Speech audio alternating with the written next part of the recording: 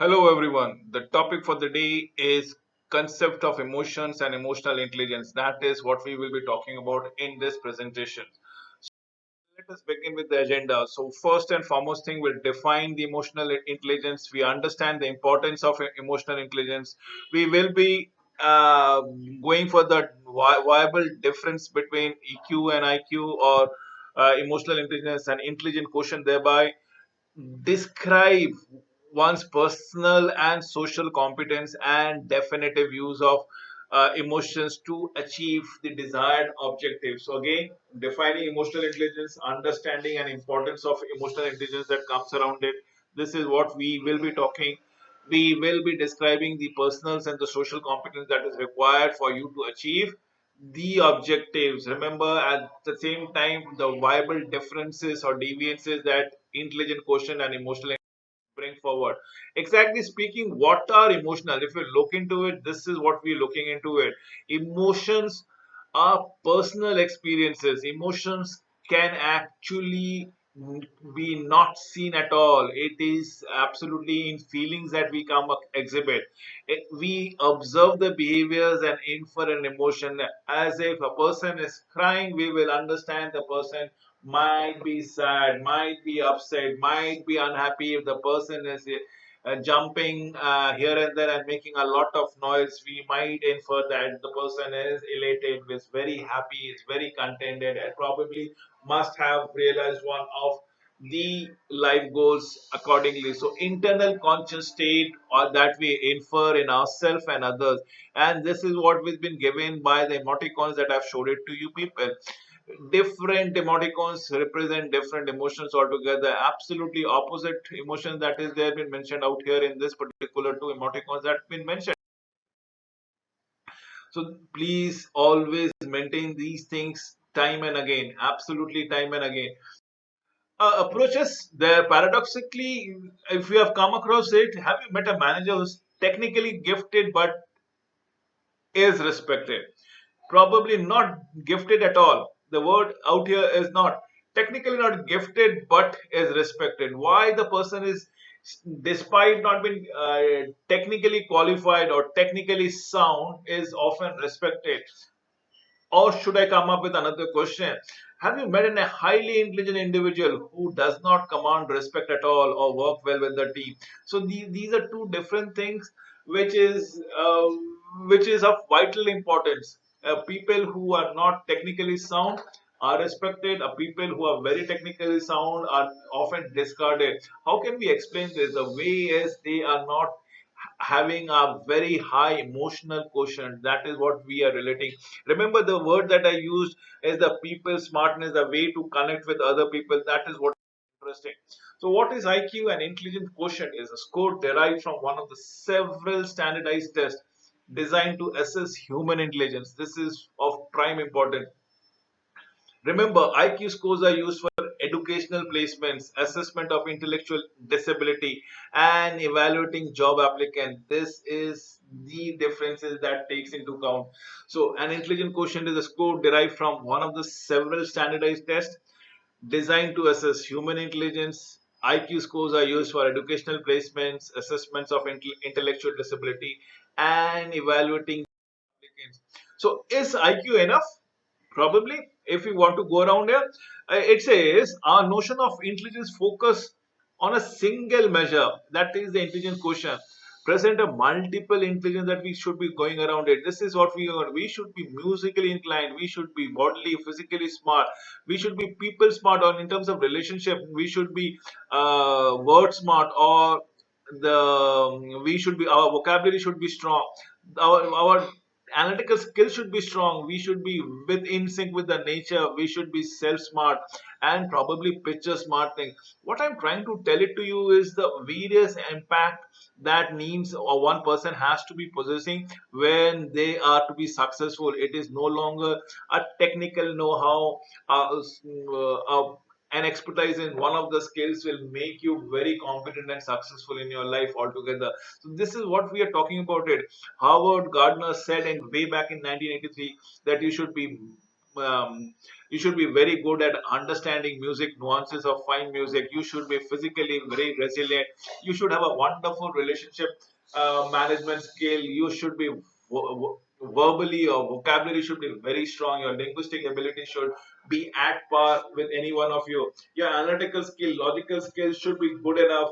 Your connect with the nature, connect with the flora fauna has to be strong enough. Your interpersonal skills, your visual spatial ability has to be very very of high nature, and that will make you a well-rounded personality. And it tells that IQ being a sound of technical know-how, or should I say of particular abilities, will not ensure a complete success. That so remember, emotional intelligence is 25 to 45% it contributes to success. In fact, some authors say that they contribute approximately 80% of the time. They are responsible for the success, wherein IQ might be responsible for the rest of the 20% altogether.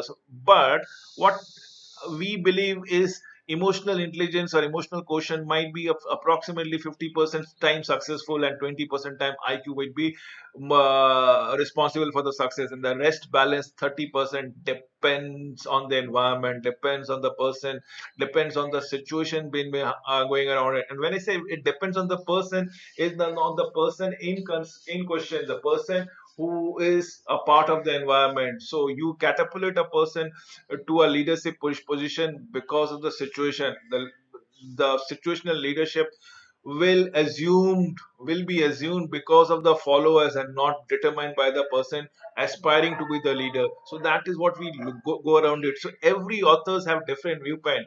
Some says 80% of the time EQ is responsible, some says 45% of the time EQ is responsible, some says uh, so basically there is an understand that EQ or emotional quotient or emotional intelligence is a prime factor, prime driving force for being a successful in your life, in your career, in your mental thoughts, and so on and so forth. So emotional intelligence walks away hands down when it comes with when it is compared with intelligent quotients altogether. So benefit of EI, it is people with high EI remain usually very calm, very cool under pressure. They actually can understand the nuances of conflict, resolves them clearly, are emphatic to the colleagues altogether. Probably that is what which we are looking into it. They can understand the other points of view, they can appreciate the point of view, they lead by example and may put more consideration into the business decision then and there.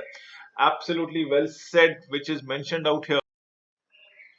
Remember, focus for behavioral change, we all possesses emotional intelligence, intelligent quotient and personality. Now how do we behavior is what we go around it, and this is what we have been speaking around it. Unable to determine individual emotional intelligence based on EQ or IQ, as the question might be. This is where it comes around it. Your personality is a mix of intelligent quotient and emotional intelligence. But then, do we have the balanced thing out here? People are also present as in kinds of in terms of your personality quotients are concerned, where they are neither in sync with intelligent quotient or emotional intelligence. So you need to understand people might be thinking for this from mind out here in this particular part, they might be thinking from heart out in this particular part. This is the only balanced portion that comes around here. And then there are people who thinks mostly, in fact many of us actually do not think, we actually go with the regular mundane of the life, the regular demands of the life, the cycle that been balanced out in and around.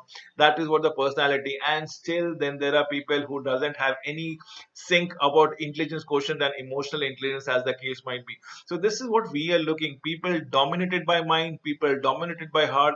Then there are people who are very far and few in between, who have a balance between mind and heart, and are supposedly the leaders who are shaping the destiny of their career and their life altogether.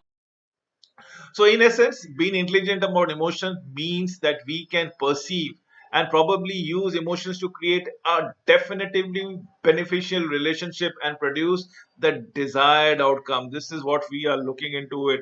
In essence, is what we have to speak every now and then is the four clusters. Remember the flow clusters that I've been talking about it. This, remember, is the origin part of it, as in the self awareness, because based upon this is what we go into the self management or social management or social awareness is concerned. Amalgamation of these two will actually tell me help me in having a wonderful relationships in life, in career, in health, and in wealth. So self-awareness is all about self-confidence, is all about a balance between self-awareness and self-assessment, whereas self-management would be all about being trustworthiness, consciousness, adaptability, achievement, drive to succeed, initiative. So these are the component of self-management. If you can regulate these components, nothing like it. You are doing a wonderful job. In self-awareness, please understand, please be aware of your awareness about your assessment about what is your strength and weaknesses. Now let us understand the social awareness. What you need to recognize? You need to recognize empathy. You need to recognize organizational or social awareness altogether, and the service orientation. Regulation, on the other hand, uh, of relationship management will be a part of both the society, the organizations, and the balance that we need to go around it. So it's basically social regulation we are talking about it. So what we are trying to influence. We are having an inspirational leadership, developing others, influencing, building bonds, teamwork, and so on and so forth. This is Goldman competitive model that has been mentioned with you in front of you for your understanding altogether. This is very important. If you have understood this, almost all of your problems as far as emotional intelligence is concerned is being care of. Self-awareness is the ability to accurately sense and identify personal feelings, along with an ability to understand them, evaluate them. So this is all about, what are we talking about it? We are talking about your emotional self. We are talking about your strengths and weaknesses in terms of your self assessment. And if you can build upon these two things, if you can have a good control over it, you will have a wonderful self confidence. And that is what self awareness is all about it. So this we need to understand. Would be the tips for developing self-awareness. First and foremost thing is to have attention to the physical reaction aroused in your body during stressful situation. You might be perspiring, your head might be paining, there might be pains in other body parts also. It is in a stressful situation that you're going around it. Your palms might be sweating altogether, your eyes might go red, you might lose balance, you might be shaking. It is in your stressful situation that comes around it. So can we regulate it? Need to understand, do not exhibit those behaviors. Keep a journal where you write down your behaviors and your inner feelings. Always a much better fashion to understand stressful situation and your reactions thereby. Accurately assess yourself when interacting. Do you feel comfortable with people? Ask what kind of feedback that comes around from your actions and behavior. Take feedback as often as possible. Make a list of your strengths and play them. Make a list of your weakness and subdue them. So that is what needs to be done, and this can be done when you can correlate with somebody else. Tips for developing self-awareness is self-confidence. Yeah, definitely adjust your thinking, your behavior, so that you can closely match with those people who models those self-confidence level. So that we need to understand, time and again, find someone whom you trust and willing to help you in objectively analyzing your abilities. This is one of the best method of thing. Self management. Let us come to the second quadrant, is the ability to understand your emotion. This is what we are looking into it, and in turn understanding the situation you are in, and how do you come out of the situation in a most better fashion and the most fruitful fashion that can be turning around. Remember, when a person who finds opportunities in every problem is a person who will win eventually. People often do the other way around. They find problems in every of the opportunities. So that is not a right quality. Self management is also the ability to use your feelings to reason well and act intentionally. With this, I come to an end of this presentation. Thank you for watching this video.